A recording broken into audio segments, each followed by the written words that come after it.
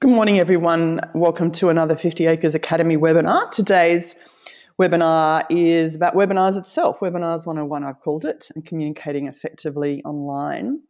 A lot of organisations and not-for-profits and even SMEs and companies want to try and venture into the world of webinars. It's so immediately accessible, it's relatively cheap, and it's there for the taking and the doing, and often people don't quite know where to start. So today we're going to be looking at how to get started, how to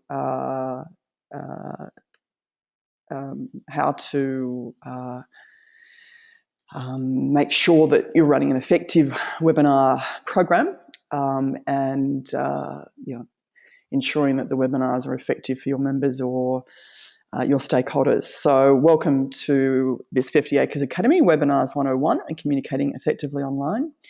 And today we'll be going through a number of things.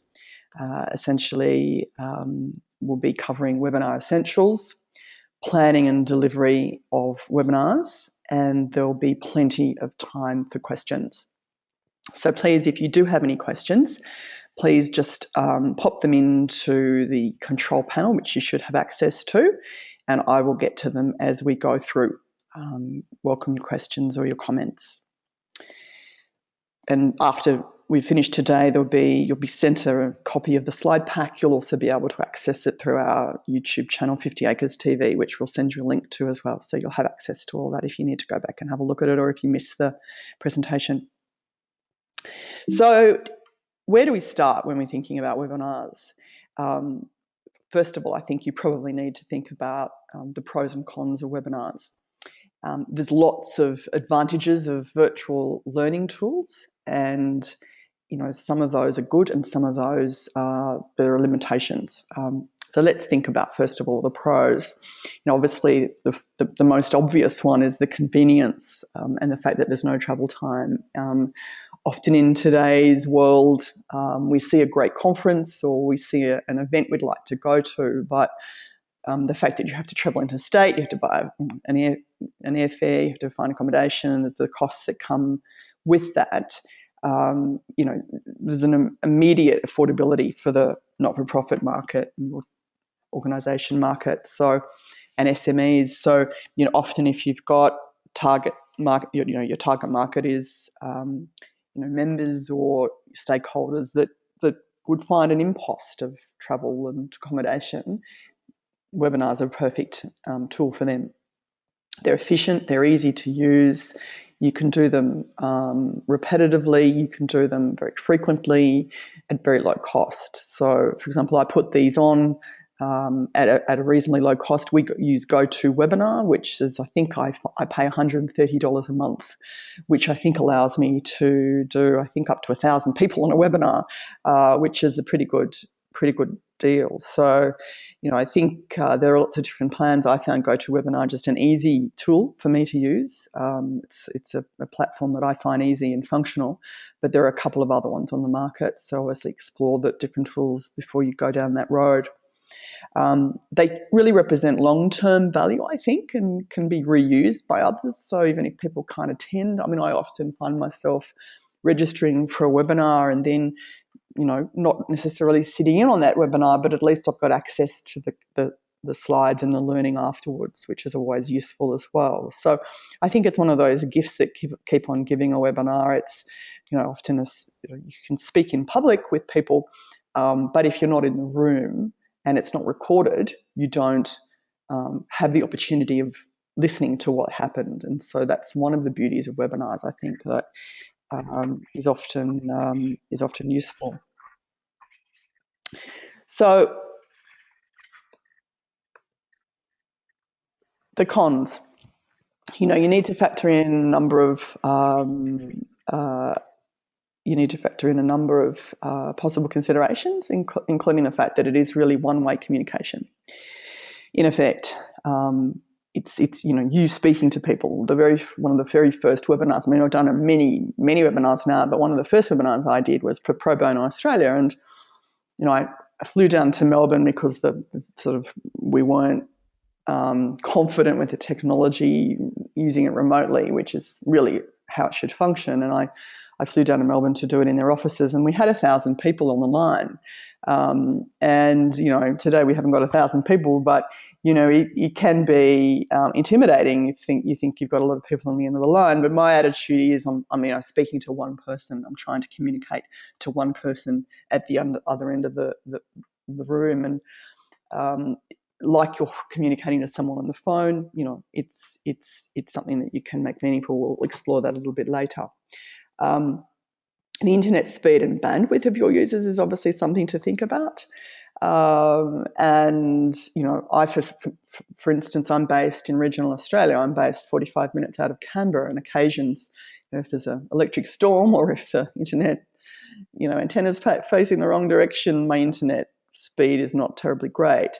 But at the same time, most of the time it's fine. But there are people who are in much more remote and regional areas than I am and don't have access to fast bandwidth or fast speed. So, that is a consideration in terms of who you're wanting to access.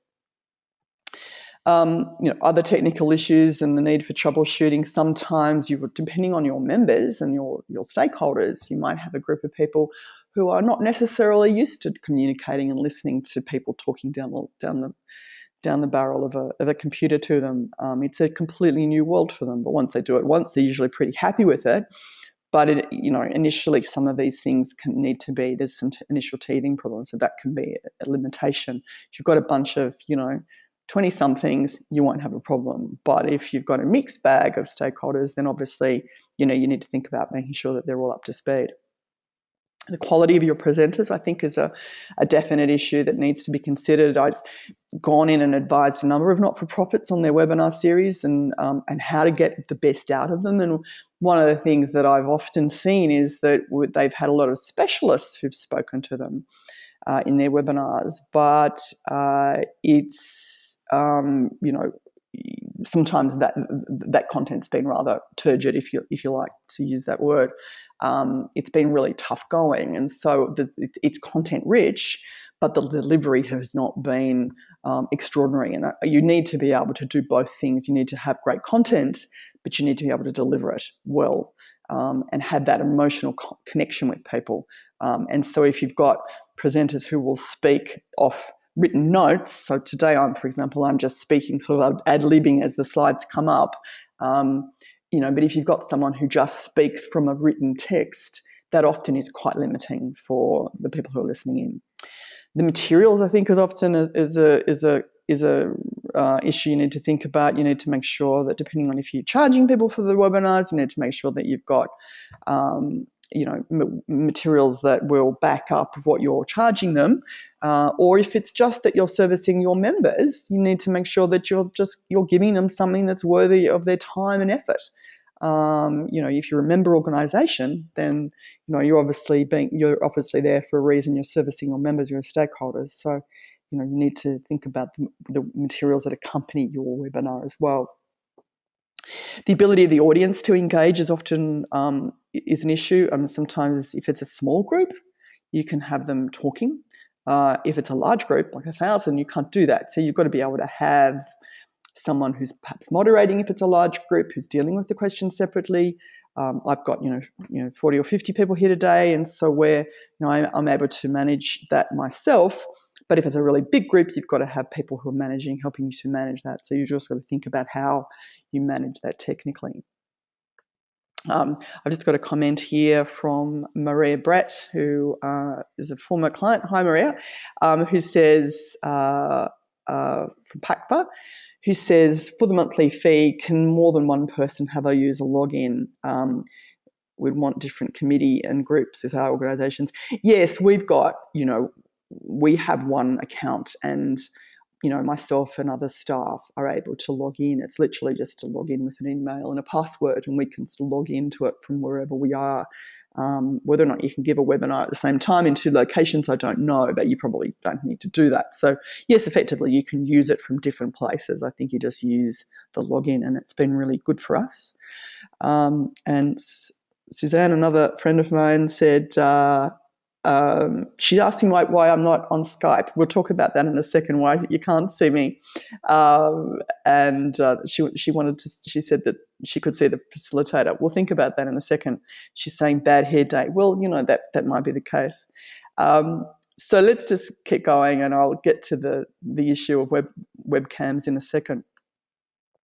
So other forms of communication, there are others, they all require more time, money and effort. Conferences are more formal and costly, but do allow really, amazing engagement. I mean, I've just booked in myself and some staff to 2 conferences yesterday, and they look like great conferences, but they're not they're not something that I'm going to do every week. And there's some great stuff out there, but there's also great webinars out there. And so I tend to, when they come through my inbox from various places like Ant Hill or Smart Company or, Women's Agenda or wherever it is, I'll tend to sort of enroll in those. And then I've got the ability to link in if I've got the time, or at least go back and access that information. So it's one of the reasons why I think they're a great tool. They are obviously more costly. Face-to-face training is really good.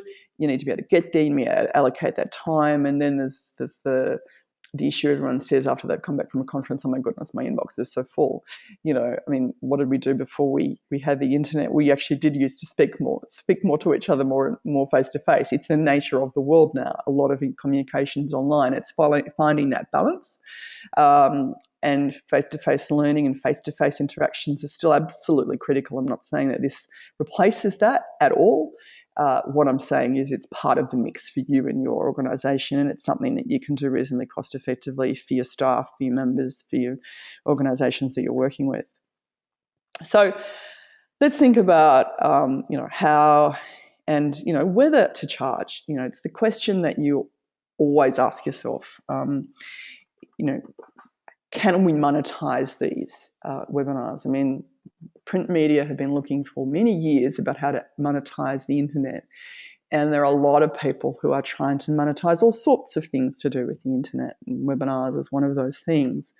I follow a couple of interesting, health sort of speakers and thinkers out of the US, and I attend some of their webinars, which are just great. And I will pay, $40 or $50 or whatever it is. And sometimes there's online learning modules that you can do, all sorts of different ways that you can participate in webinars. And sometimes you're happy to pay that money, but then there are other times where if you're a member service organisation, that it may not be appropriate for you necessarily to do that. Or it might be that you have 2 levels of webinars that are accessible. 2 lots of series, one that perhaps is shorter, that gives information, and then a second level is more an executive level, if you like, where you can raise the bar of the learning. You have, course material that is really substantial, provides significant learning, and a post-webinar recording. Now, for me, I've decided to, sorry, someone just saying, my vocal lines dropping in and out. I'm hoping that's working, Robin. That's the virtue of the fact that I live 45 minutes from the national capital, which you would hope would credit me with good internet, but unfortunately it's not the case, and maybe it's the GoToWebinar connection. But I'm hoping that you're seeing me. If anyone else is having problems, please let me know. I decided to make these a free webinar series because it's a relatively low-cost thing. I work a lot with the not-for-profit space. It's a way of us creating a community, a positive community, and giving back to people in a positive way. It's not a great impost of my time. It's some of this material I've worked with other people before on. So, it's just a nice way of being able to let people, get some information at a relatively low impost to me, and helping to create a community by virtue of that. So for me, I've decided not to charge for these webinars. There are other people that I know that do charge for them and do charge substantial amounts, and sometimes they have complete, online learning modules, et cetera, and that's just what they've decided to do, and that's their decision. And I think it is an individual decision of the organisation, and it's a decision that you need to take perhaps at a board level or at an executive level, based on what you think you need to do, rather than necessarily jumping in and going, let's just make money out of this. Is it perhaps something that you want to experiment with? Maybe you have, you try one and you see where it goes. You then up the ante, and the next one you might charge. The organisations that I've advised have decided often to do 2 levels of webinars, one a free level and one a monetized level. So it really is depending on what you do. If it's for staff, obviously it's for free. If it's for your members, it may be for free. It might be that you're a research organisation and you put on a webinar as information, and it's substantial learning, talking about some really interesting material that is really unique to you, and they're not going to get this information from anywhere else. And so if that's the case, then treat it like a conference. Treat it like you would do a conference. You probably wouldn't put on a half-a-day conference or a couple of hours of conference for free. So think about that, but perhaps at a smaller rate. So it might be a 30 or 40 or whatever it is price point. But have a think about those options before you sort of bed them down. And it might be a little bit of experimentation for you before you decide on what works for you. But I think, obviously it's a unique thing for every organisation. So, let's think now about the elements of what is a good presentation. We'll drill down into this a little bit more in a moment. But really, truly engaging your audience. I could sit here today and have a script that I could read from on a piece of paper, but it wouldn't really achieve much. What I'm visualizing in my mind is that there's someone in front of me, a couple of people, maybe 2 or 3 or 4, and that I'm trying to reach out to you. I am, if anyone knows me personally, and there's a number of people who are linked on today that have met me personally, they know that I'm not a shy and retiring type, and I speak speak with my hands. I'm reasonably good at sort of speaking, saying what I'm thinking, and so I tend to communicate in a reasonably emotional way, and have some emotional intelligence that come in with what I say. And so I think it's about trying to get that emotional level into what you're saying. And sometimes that's hard if you're speaking about, you're a research organisation and you're reporting on a scientific finding of something or whatever. That stuff's hard. Sometimes that technical information is really hard to deliver with an emotional level to it. But it's something that you need to try and deliver, and perhaps weave in 1 or 2, moments of levity and moments of joy, or moments of humour if it's appropriate, into what you're saying, just to enable the audience to have a break from the serious stuff. So sometimes they don't just want to be talked at, and it's about keeping them engaged and grabbing their attention. An efficient use of time and language is really important. I mean, today we've got a schedule of time. I'm not going to keep you here until 11:30 because people think, they're going to be on the line for a certain amount of time. So it's about making sure that you're going to get through the slides that you've got in the time that you've allocated. So it's making sure that you've got an ability to do that in a sort of effectively paced way. If that means that you have to rehearse that a couple of times, make sure that you do that to make sure that you can deliver that information through the period of that webinar. Creative use of slides and other visual tools. Today, what I'm giving you, there's a mixture of, these sorts of slides and some text-based tools.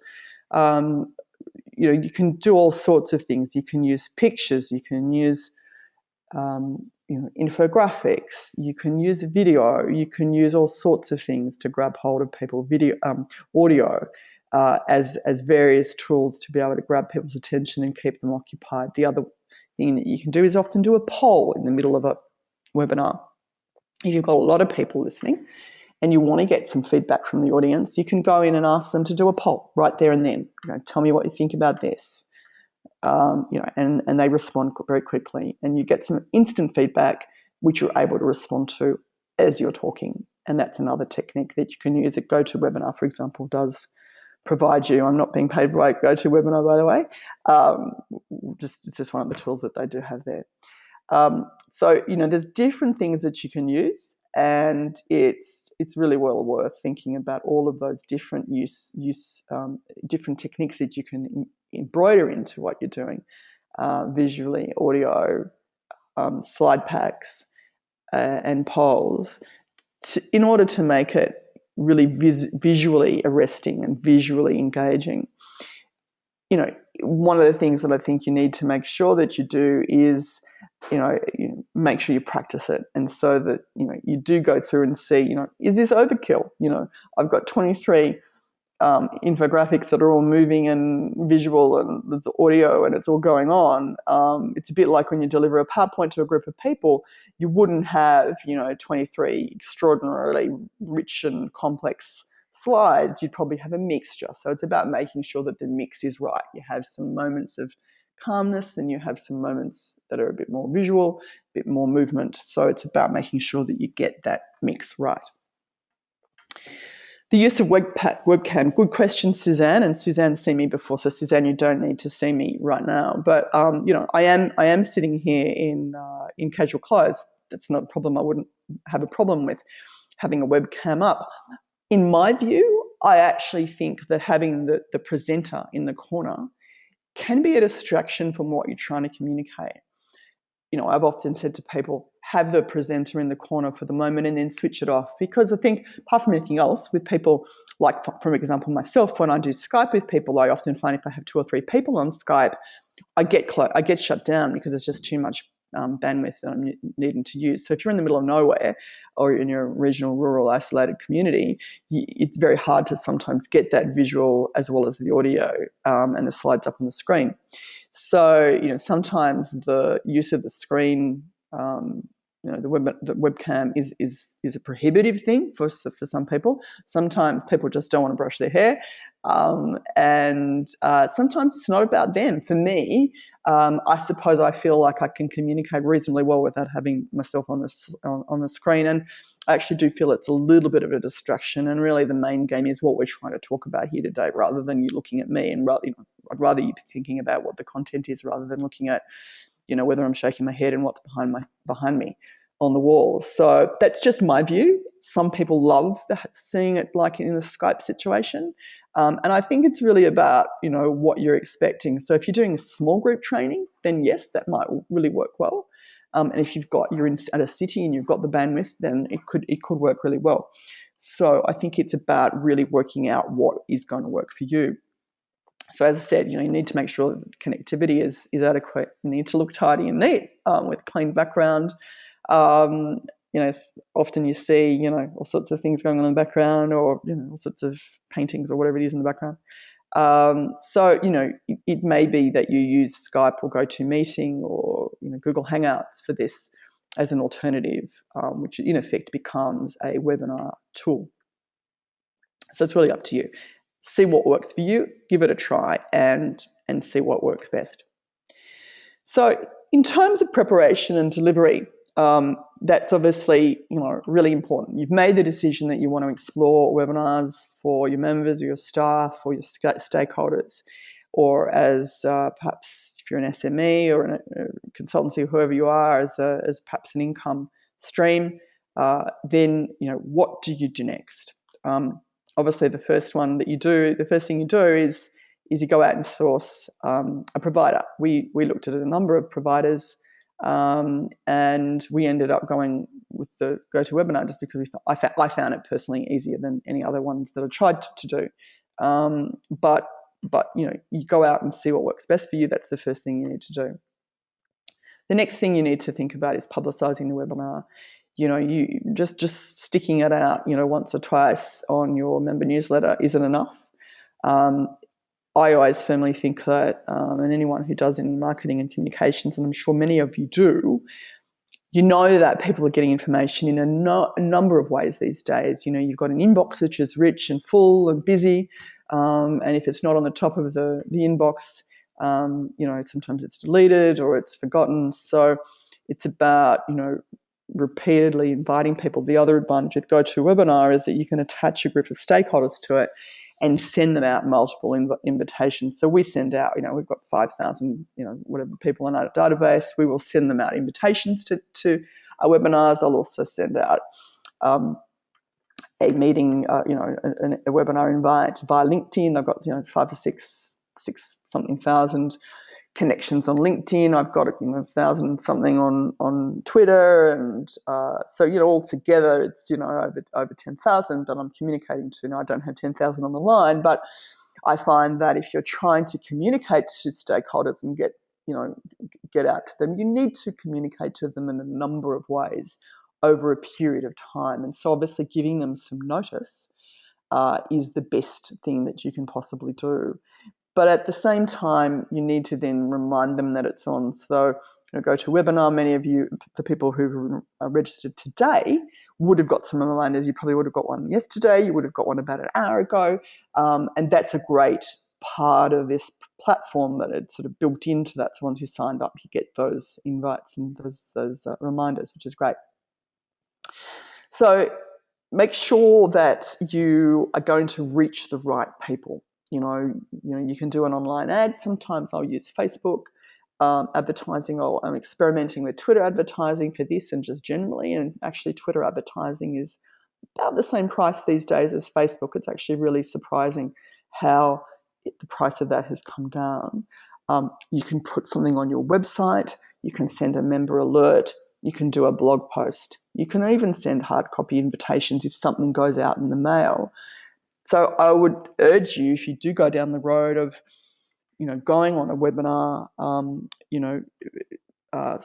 sort of period of learning, that you use all of those different platforms, different methods of communicating with people that you want to attend.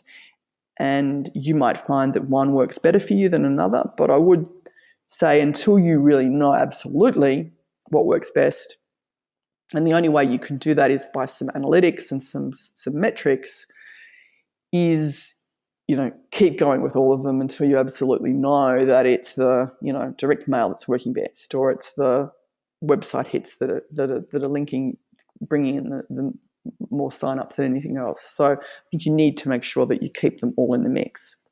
So you need to reach the right people across the organisation or the staff. So, you can have webinar, but if it's, if you're getting a whole lot of random people, you can advertise it on Facebook, but then you might get a whole lot of people that you don't even know, and you're actually trying to get your staff or your stakeholders or your members, and you don't have them on the end of the line. And so almost it's a missed opportunity.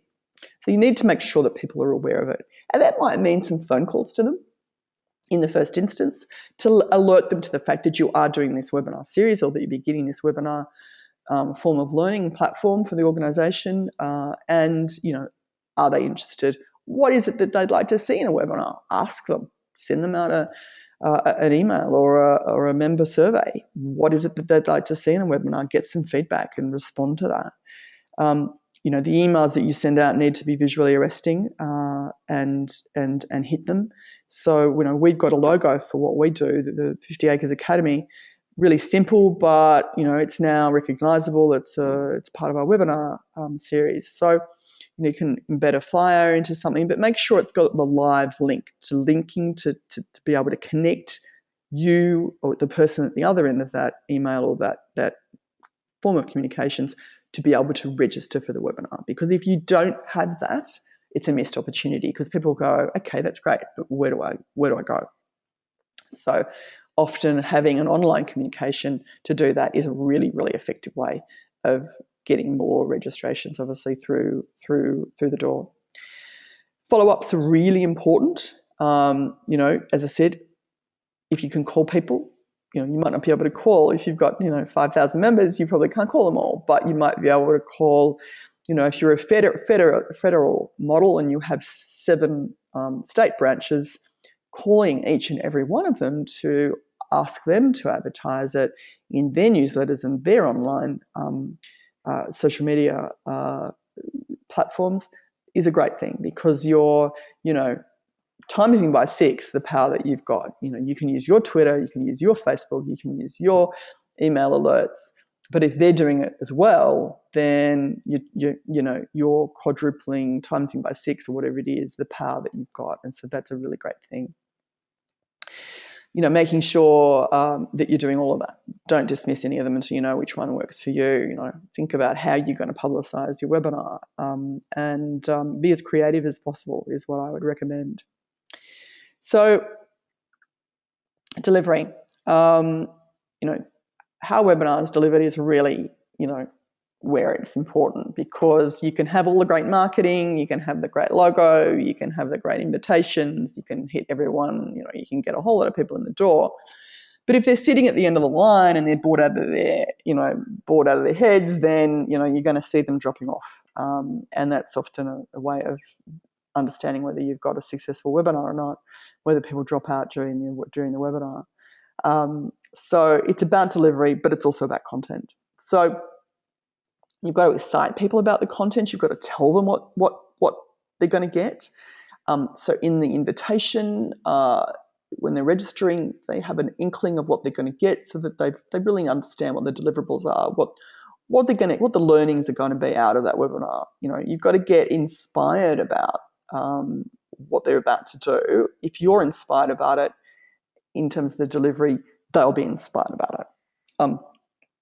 It's really important to be clear and concise when you're speaking. Don't use big words if you don't have to. I mean, a couple of the training workshops that I've done with not-for-profits, one of them was really quite a technical not-for-profit, and there was a lot of big words that were being used in their webinar deliveries. And so we worked on trying to simplify that language down to not its barest, not dumbing it down, but trying to think, how else can we communicate these concepts in simpler language so that people can understand it? Because you've got to remember that you don't know the people on the other end of the line necessarily. You can't see them. You can't see whether they're looking quizzical or looking confused, or if they don't understand you, and they won't probably put their hand up and say, I don't get that. So I think keeping it simple is often the best way of doing that. It's important to make sure that you speak clearly and with passion. I often say when I'm doing media training, and also when I'm not standing now, but if you do find that you're a speaker that is quiet or demure, or there's an issue with projection, you're not particularly fulsome in being able to project yourself vocally, then standing up can assist. If you think about when you're on the phone or when you're speaking in public, if you stand up, you can actually, move your hands, move your body, move your face, show a lot more emotion about what you're trying to say. But if you sort of sit there in a chair, bunched up, enclosed, that really conveys that, you're not really telling people the full story.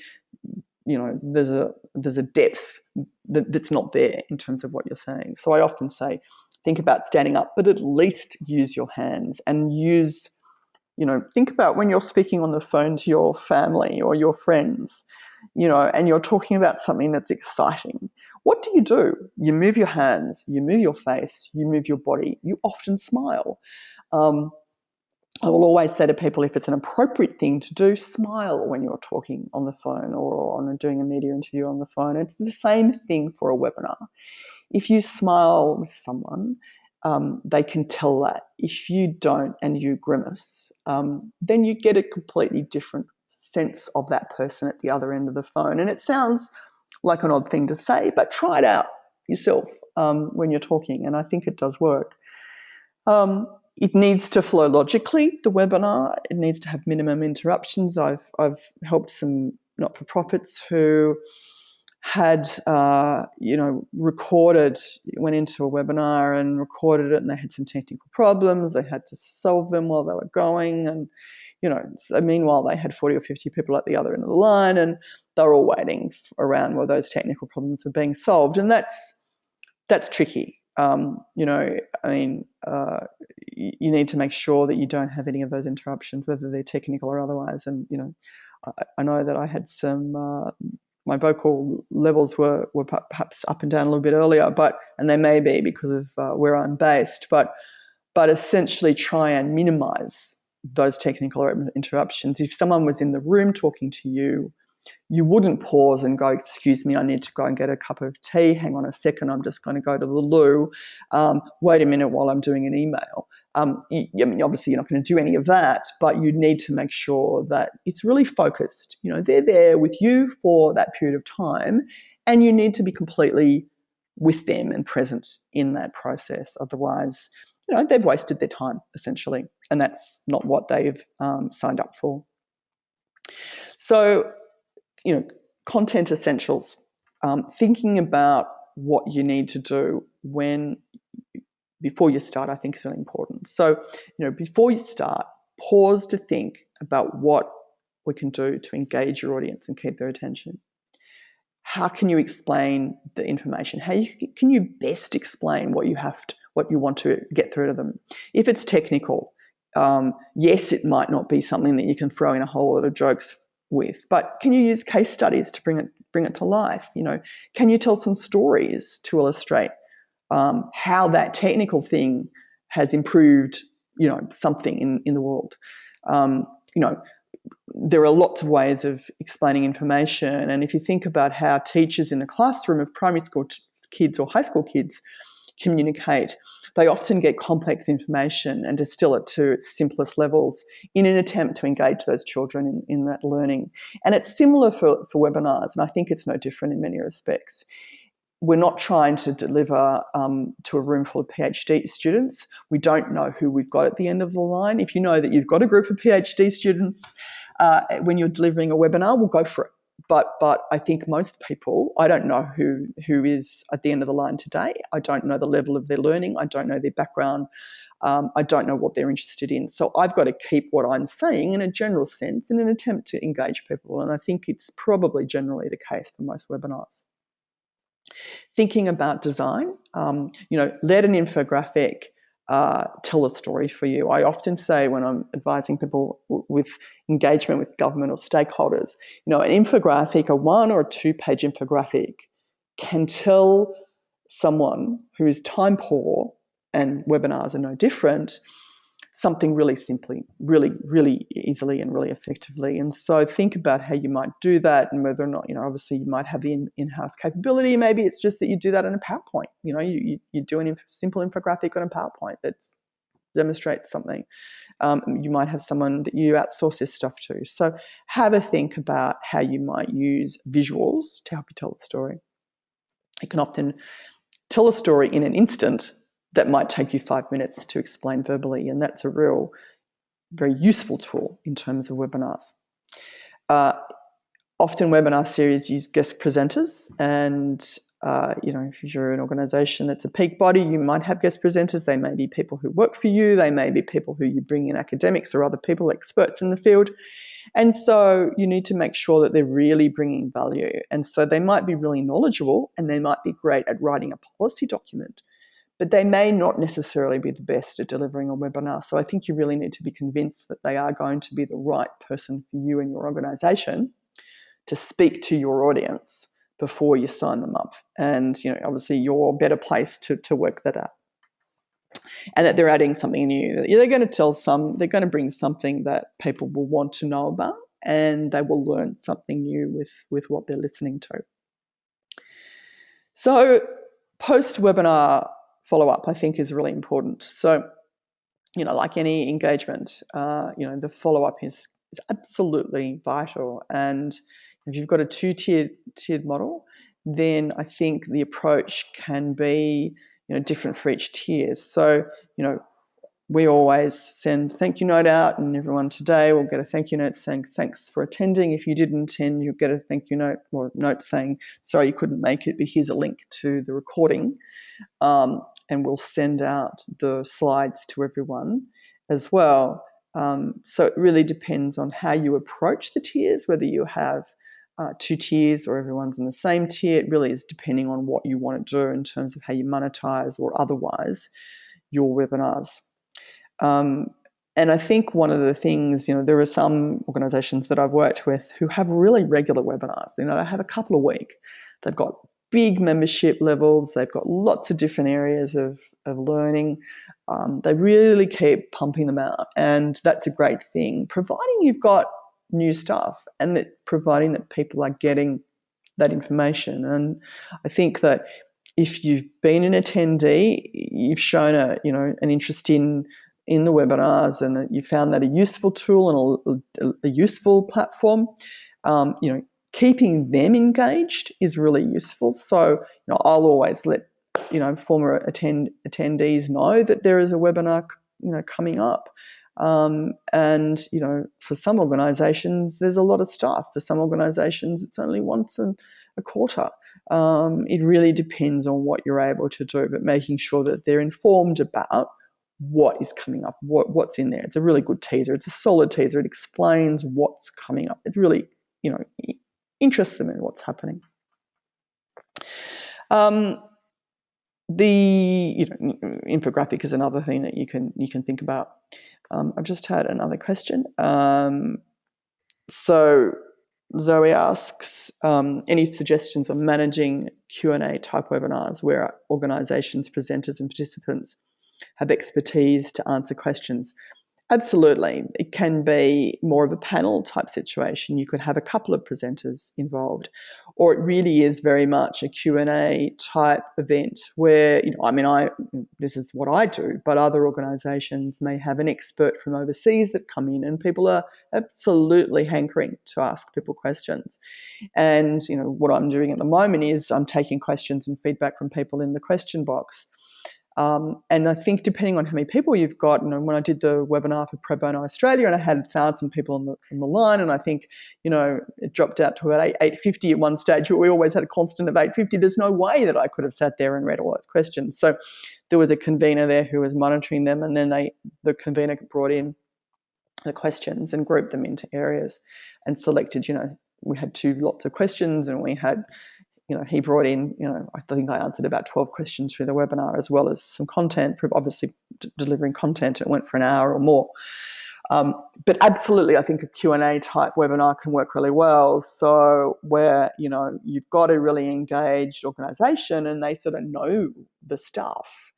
They just want to tease out some more stuff. They want to get to the bottom of something. They really want to, explore and dig in further about what that person knows. And a Q&A session is a really good way, just like you're doing a panel. You sit there and I often find that, I do a lot of speaking on panels and in conferences, and I often find the best panel that you can attend is when, you just go straight into it, and you don't really, the panelists don't necessarily say anything at the beginning. You just go straight into the questions and get the audience engaged. And I find that those sorts of events, if you've got an engaged audience and you know those people are going to be engaged, I would just go for that and give it a go and see how it works. And, I think, Zoe, there's all sorts of opportunities, particularly for not-for-profits, and I think you're involved with one. So there's all sorts of opportunities to do that. So data analysis is often another. Sorry, someone else has asked me a question. I've got a couple of questions here, so I'll just take a couple of questions. Robin asks me, and I'm glad you can hear me, Robin, is the pre and post webinar email automated on the GoToWebinar? Yes, it is, I think. We set it, and I think it's this. You can set when you want it to go. I think you can set as many as you want. I think from us, you would have got from us 1 hour warning and a warning yesterday, and et cetera, et cetera. So I think you can have as many as you like, but I think you get at least 2 or 3 if you want to opt for that. I find that's a really useful tool, because like anyone, you forget stuff's on, you get distracted, you're talking somewhere else, you're having a cup of tea, you go down the road and have coffee. But if it comes up on your phone, you go, oh yeah, I've got to be back on my screen, back on my desk for that. So, you make sure you're there. Suzanne asks, she's putting her sales and revenue generating hat on, especially if you're not charging for attendance. What are my thoughts on sponsorship of webinars? If you've got a tailored and large audience demographic, a mention or a logo in the corner is easily executed. It could be coupled with more value add, of course, possible, and event or competition, social media logos or material. Absolutely. There is a lot of not-for-profits who earn considerable amounts of their income from their corporate relationships, and you cannot walk away from those. And so there are, like conferences, they're sponsored, and there's prominent logos, there's giveaway bags, those Those corporates often have sometimes an altruistic reason for being involved. Sometimes they have a commercial reason to be there. They want to sell their product to that audience.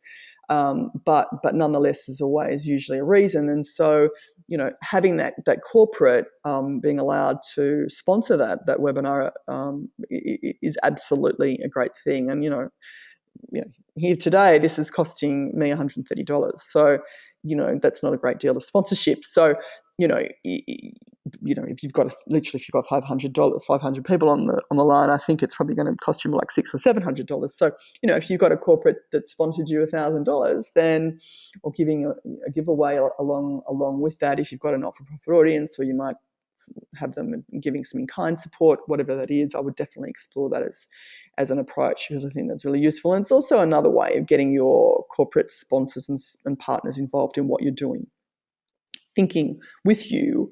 And there might be some stuff that they can bring to the table for a webinar as well, I think. So, if you've got, a bank or a major other corporate that's involved, what do they have? What skills do they have that, they may be able to be a guest speaker for you at some point. They may be helping you with in-kind support. They may be able to bring some learning to the table for your audience, and, you may be able to monetize that. So there's all sorts of possibilities, and I think that's don't neglect any of them, because they're all absolutely they all should be on the table. So data analysis, I think, is really important. It's important to measure the work and understand the data. So, if you've got large attendees, you need to understand where people hung up and where they disengaged and why they did that. Understanding who's utilising the Q&A functionality and the comments. When I did a couple of webinars for Women's Agenda, we had some giveaway items. I gave away a book that I wrote to one when I did a webinar about work-life balance for mums. You can have giveaway items, and that can be on the basis of the competition, or it can be on the basis of the best question, or whatever it is.